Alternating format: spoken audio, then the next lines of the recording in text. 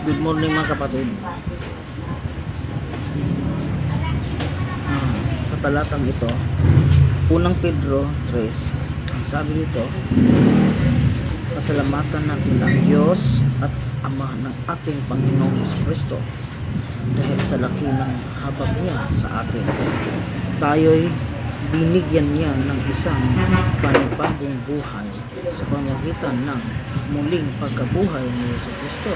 Ito ang nagbigay sa atin ng isang buhay na pag-asa. Dapat pala tayong umasa sa ibinigay na kaligtasan sa atin ng Panginoon sa Kristo.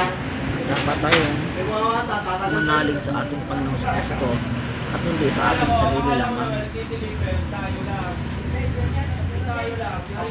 Dahil si Kristo namatay at nabuhay para sa ating kaligtasan, no? Kaya umasa tayo sa ating Panginoong Kristo at huwag tayong mag-atubiling lumapit sa Kanya. Kung meron man tayong mga hinanaing sa buhay, ipagdasal natin sa Panginoon. Siya lang talaga po ang pag-asa ng lahat ng tao.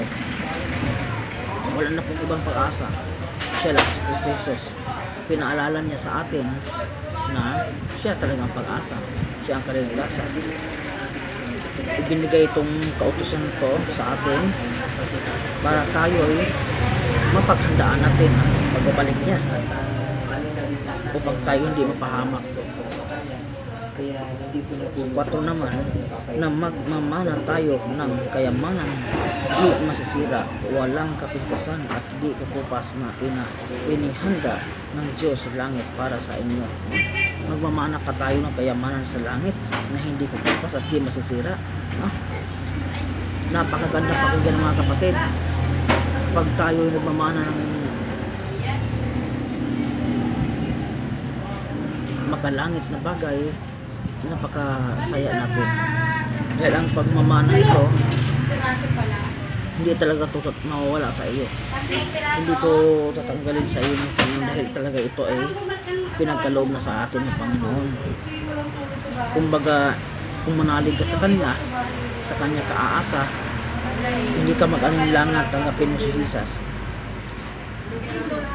Ang kayamanang hindi masisira at walang kapintasan at walang kupas, inihanda niya para sa atin. Yun po yung kaligtasan natin at saka yung corona na ibibigay niya sa mga hinirang niya na kanyang pinili. Alam ng Diyos kung sino po ang para sa Kanya. Alam niya kung sino ang mga tupa na ibibigay sa Kanya ng Kanyang Ama.